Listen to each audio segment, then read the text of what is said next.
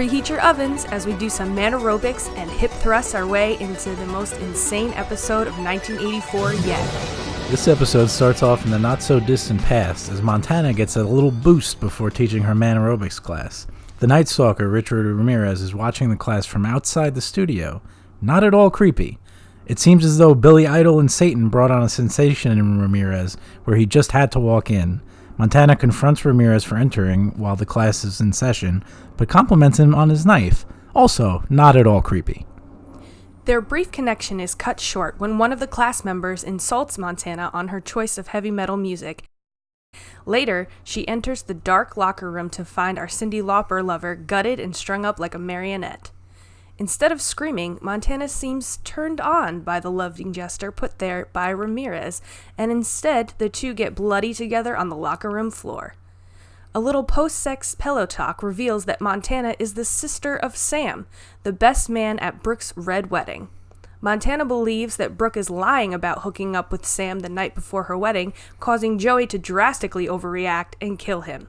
Montana asks Ramirez to kill her, saying, "She took the only person I ever loved." Back to the present, we pick up where the last episode left off as Montana chastises the Night Stalker for not killing her yet.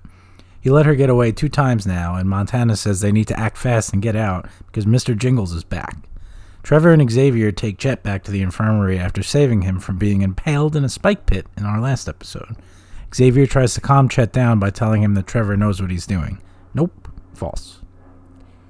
Chet passes out and Trevor stabs him with some adrenaline, which immediately rejuvenates him. Chet repeats that Ray left him to die and reveals that Ray killed somebody in college, which prompts Xavier to say, "I thought making porn was bad." The boys give Xavier questioning looks, and Xavier remembers that our dearly departed porn producer Blake, or Daddy, came here in a Cadillac. They decide that's their way out, so they decide to split up and find Chef Birdie and Margaret circling back for Chet and get the hell out. Trevor finds Margaret as she's examining the dead pranksters from last episode.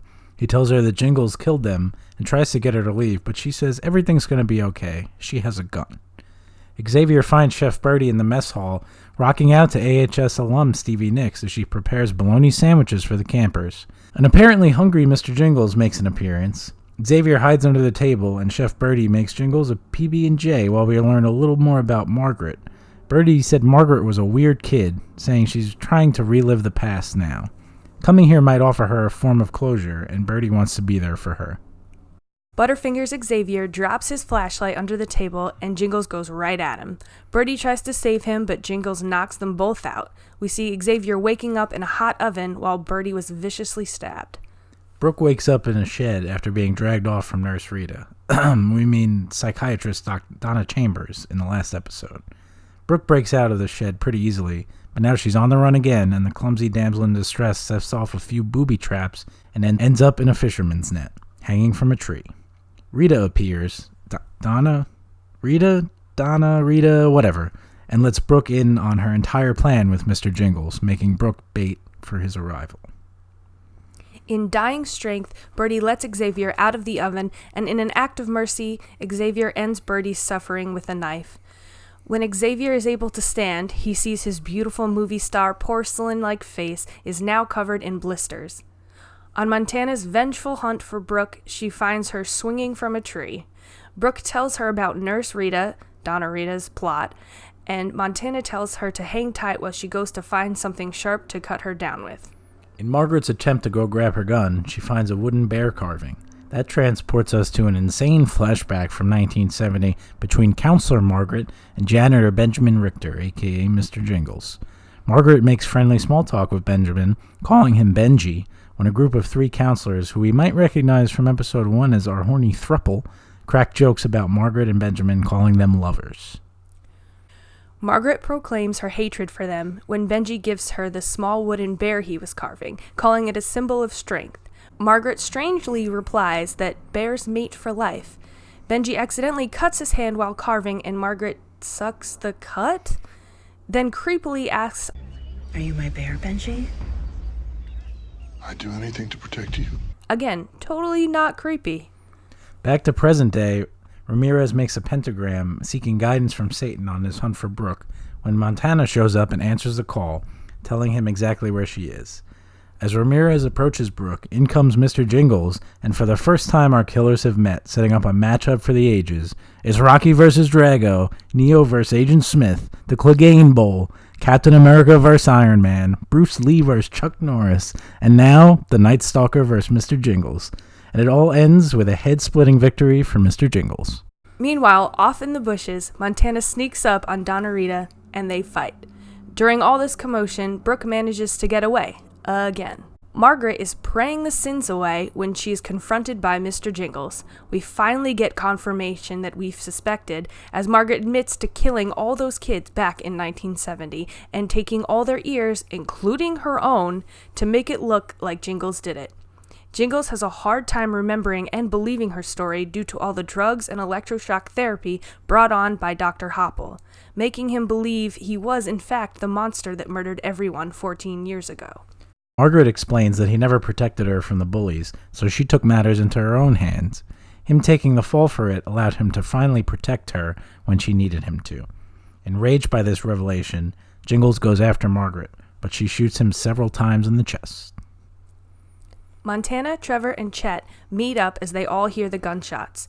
Trevor tells Montana to take Chet to the car while he goes back for Margaret, again. When Trevor reaches Margaret's cabin, he sees she killed Jingles. You did it. You actually killed him. She replies, right after he killed you.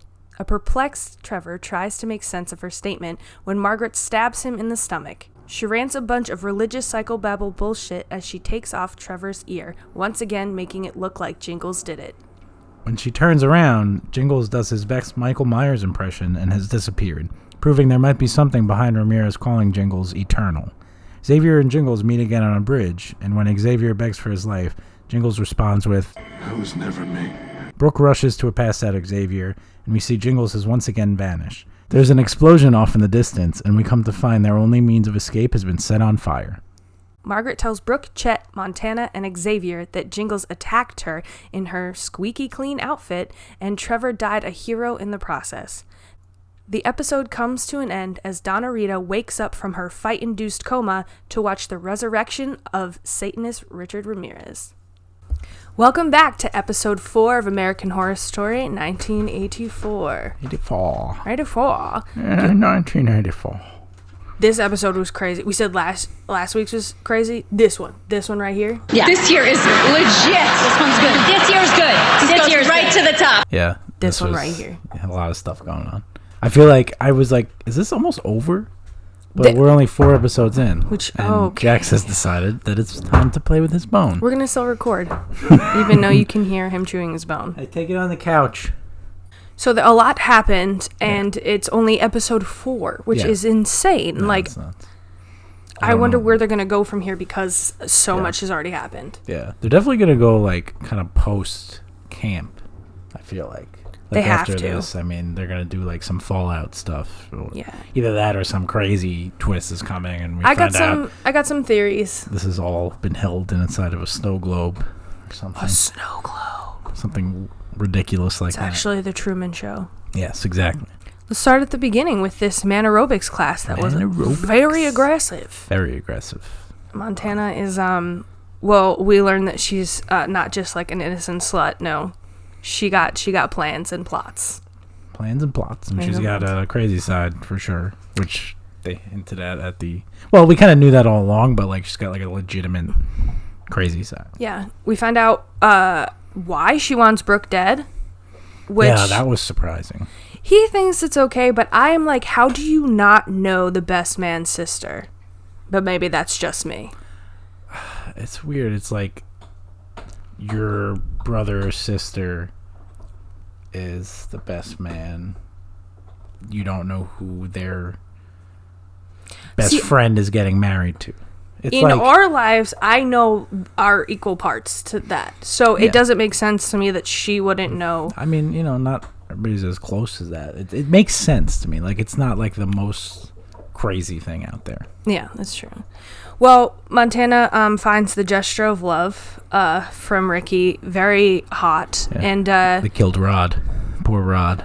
Rod, Cyndi Lauper, Rod, 11. the big Cyndi Lauper fan. Mm-hmm. He was fabulous in his one line. We see the Night Stalker, Ricky, get his foot fetish on as he licks Montana's foot. Yeah. We also covered in blood. Yeah. We also learned that he, the Night Stalker, was a janitor at some point. Yeah. And that kind of lends to, I don't know. I thought maybe, I guess the timeline didn't really make sense. Like, he wasn't a janitor with Jingles. No, it just made it. Just janitors are crazy. You're just trying to put together why they would add that line in there. Yeah, there's got to be some reason they wouldn't just drop that. I know how to clean up messes. I was a janitor. Yeah, it's got to have something to do with something. Something to do with something. That's my take. We find out that Margaret is in fact the killer, which is something that we thought of in previous episodes. Yeah. We did say that like they were in cahoots some way, but they weren't really in cahoots. I mean, it was just pretty much Margaret as the mastermind and just using Jingles as the fall guy. Yeah. A little hint to that in like the beginning of the episode is when Margaret finds those pranksters from the previous episode, and she's like surprised when Trevor says, "Did Jingles did this?" Yeah. Like she's like, "I can't believe that he's not a real killer because I did it the whole time." You know what I mean? So you find out later, like all this electroshock therapy that he was going through and everything, like basically turned him into this crazy killer that he became, and that's kind of what Donna Chambers was alluding to. Like she's trying to get inside these minds and like she thinks Jingles is more of a serial killer than he is, though. Yes, she doesn't, at least not yet. She doesn't know the whole truth there. Yeah.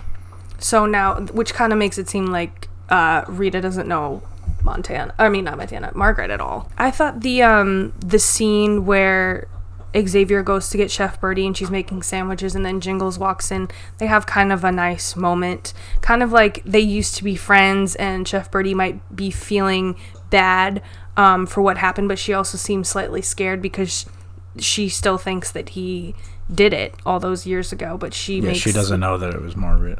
Yeah, but she makes niceties with him and makes him his peanut butter and jelly sandwich, which she knew from back then he didn't like the crust. She never forgets an order. Because we know that she makes a mean bologna sandwich and a mean peanut butter and jelly sandwich. What a great chef. She is quite the chef. But yeah, poor Birdie. I mean, she's had like 2 scenes in the whole show. Yep. And then she got a mercy killing by Xavier. Also, Xavier's is beautiful. Michael Landon's porcelain face. that's right. Full of blissies. That was painful. That whole scene was painful. It was. That was like he's cooking in the oven, and then she's somehow getting the strength to let him out, and then he's got to just stab her, and he doesn't want to do it. It just goes slowly in, and it was fun. It was fun. Brooke, like, pounding down that door. Like, there's no way. I just don't think she could have kicked the door down. Anyway. Well, there's something, I mean, there's a reason she keeps escaping. Like, she's this innocent character, but, like, she escaped Night Stalker twice, knocked him out. And she escaped the big battle between Jingles and Night Stalker later on. Yeah. There might be nothing more to her other than this innocent. She's just playing. We need that virgin character in an 80s slasher. But I mean, everybody said this even at the start. Like Emma Roberts usually plays these like badass characters, so there could be something more there. She's really the only innocent one left. Yeah, she still believes in the good of everyone there because she hasn't really seen anybody do anything wrong. Yeah. Well, we'll see about that. Yeah. But I was right about the trap set, like that spike pit. I said it had to be Nurse Rita because Jingles didn't have enough time. He came that night, so she set up all these traps, which we find is true because she set up that swinging spike thing and then the net that caught Brooke. And she said she set all these booby traps for him to leave bait to see whether he likes a sitting prey or he likes the chase. Yeah. And we don't really get that answer, although I don't think he would have killed her. No. But I think he would have saved her. Yeah. But you did kind of call it last week. He does have a heart, which I did not. Boom. I mean, you obviously they were lending to something because he let the kid go. Now we know, like, he saw himself in that kid. Yeah. Who was, like kind of the loser kid just trying to fit in. So that's why he killed him. But he was tricked into becoming this guy, and he became him. He did commit all these murders and became a crazy motherfucker. Yeah. Can we talk about the weird ass flashback from 1970 with him and Margaret. Yeah, it was weird. She was like seducing him, like in the tone of her voice, and saying, "Are you my bear, Benji?" And when she sucked his finger out, I didn't like that. It was gross. I didn't like any of that. But we now know why those 3 counselors got killed in episode 1, because they were making fun of Margaret. Yeah. And this bitch cut off her own ear. Yeah. It is crazy, though, because now you realize that whole opening didn't actually happen. It was just like a recount of it, like a recounting of what supposedly happened from Margaret. Like, Jingles didn't go in and kill all those people. Did you see? You didn't actually. It could have been Margaret with the keys. We see when Margaret is explaining to Jingles everything that really happened in 1970, how she takes everybody's ear and puts it in his tackle box under his bed, and she hides the trench coat that she uses. She was. Okay, so it wasn't actually... You didn't see Jingles' face, so it was just Margaret. I forgot that's how it went down. In my head, like, he was doing it, so... Yeah. The fact that, like, she cut her own damn ear off. Now, that was a reenactment part. Because they did show somebody coming and cutting her ear off, right? And, like, but she was laid that silent. was that just, like, a hallucination? Because she... Well, it was when she was telling the story over the campfire. So, it was a reenactment of her story. That scene, yes. Yeah. But we see it, like, she actually just cut her ear off. Crazy bitch. You're crazy bitch, but you're so good, I'm on top of it. That's literally what I thought as soon as it's been. So then they meet, and he's like, she's telling him all this, and he's just like, no, what the fuck, I did it. And yeah, he's like, I can't believe that I was made to feel like a monster. Yeah. And I was right about the whole asylum thing. Them doing, like, is electroshock therapy illegal? It's supposed to be. I don't think was it in the 80s? I don't know. Well, that we know that somebody Dr. out there, Hopple's... please let us know.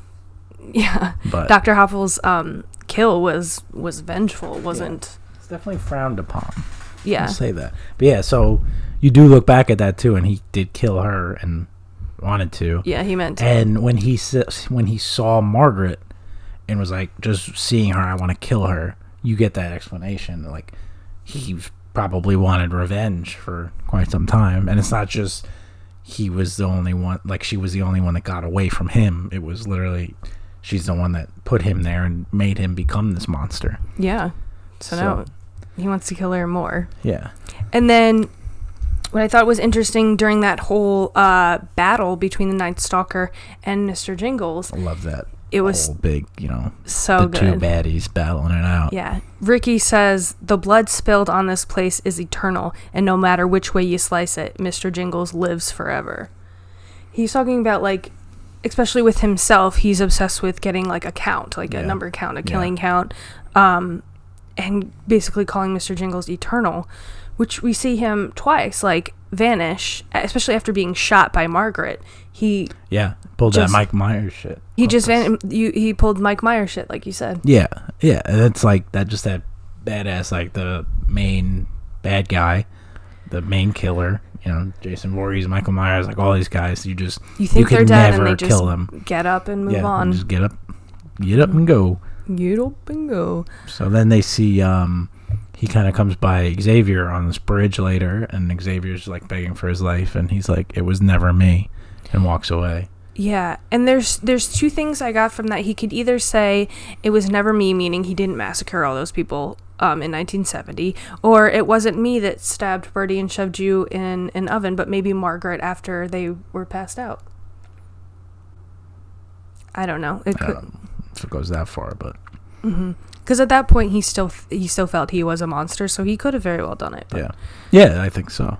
But seeing him there, and he that was like maybe his way of apologizing, and then he went. But yeah, still, like, he got shot like a couple times, so we don't know where he's going now, what he's doing, but we'll find that out. And then also, we see this crazy end where the Night Stalker is basically resurrected by Satan. Yeah, just floating midair, eyes rolling back with the all black eyes, which and Donna Rita watches that and she's like, whoa. gonorrhea. Yeah. I have to go there. That's what I think of when we say Donna Rita. I think of diarrhea. Oh, But, that too. Either way, both fantastic things. But that whole scene of him being resurrected and the whole Satanist act brought me back to last season with Michael Landon, who is Xavier in this season.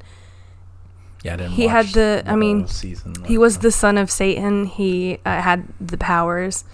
I bet he wished he had those powers in the oven. He could just break out. Yeah. I'll say this with this show. Oh, go on. Right. So I think that with that, we might move into some connection between last season and this season. Yeah. And this is where I'll personally have some struggles because I'm in and out on American Horror Story every year. I start every season, and then sometimes the show just gets too crazy for me. So just like something weird happens, and I'm just like, I'm out. Yeah. And I will say Rich is very much like, he likes 80s slasher where there's a real person just brutally murdering. He likes action films where it's just like these crazy That's why one-liners. I love that showdown between the Night Stalker and Jane. Yeah. Like that was this is getting a little paranormal fanciful for you. Yeah, the paranormal, but it is what it is. I mean, I'm hooked, so I'm gonna, we're gonna keep watching. And clearly, it is cool to see that both the Night Stalker and Jingles are still out there. So as much as many things happen this episode, you still in the end you have your two killers still out there. Yeah, not a lot of people died. In fact, Chef Birdie was the only one that died, and Trevor died as well. Oh yeah, R.I.P. Yeah, to the big dong. And we thought the Night Stalker was dead, but then he came back. So yeah, are we missing anybody else? No, I think that's it. It's just those two. Yeah. We haven't seen The Hitchhiker in a while. I wonder where that comes in. And also, was the Night Stalker resurrected, and is he there, or is he resurrected as a ghost? I don't... Is he like the Hitchhiker now? He might have, level stepped in his training. Level up? Level up. You gotta keep up, my brother. You gotta keep up, my brother. Oh. All right, well, that's it for our recap and breakdown of episode 4. Like you said, it was the most insane episode. So much has happened, and it's only episode 4. Yeah, so I can imagine where it's going to go from here. Yeah. Let us know what you think. Tell us your crazy theories. I've been reading up on some crazy ones, and we went through some of our own. I'm excited to see the fallout here, where they go from here. If anybody else actually gets killed at a camp, or are they out? Because they didn't really actually get out yet, because the car was on fire. So this episode also blows the whole movie set to smithereens, I think. What do you mean? That whole movie theory that they're on set. I think this episode nixed that. I hope so, because they, like we said, they kind of did that already. Yeah. And in Roanoke, which was one of my favorite seasons. Yeah. But to do it again, and it was kind of so. I mean, you never know what could still happen, but I think, like you said, I think that's kind of put to rest. And also, my Xavier theories, I don't think those worked out. He seems a little too innocent still. Yeah. There may have been something to it where he knew about the camp's history and kind of wanted to be there because he was studying that role, but didn't realize that he was going to live it. That's true. But yeah, I don't know if he's as sinister. It was pretty clear that he's not as sinister as I may have thought. But either way, it's been a great season. Like I said, only 4 episodes in. Yeah. Still a lot to unpack. Moving on. We're looking forward to continuing to watch. Yeah. Like and subscribe to our channel. Leave comments below on some theories you have, some things we missed that you wanted to talk about with us. And we will see you next time for episode 5. Bye. Bye-bye.